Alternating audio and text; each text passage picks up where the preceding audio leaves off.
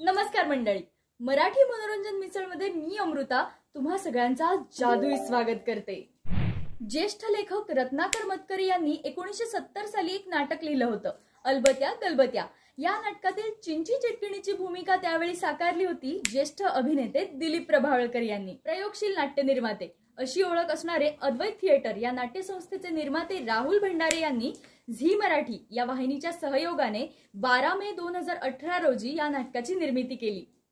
सर्व गुणसंपन्न अभिनेता चिन्मय मांडलेकर यांनी आत्ताच्या स्मार्ट पिढीला डोळ्यासमोर ठेवून केलेल्या स्मार्ट दिग्दर्शनामुळे हे नाटक बच्चे कंपनीला खूप भावलं।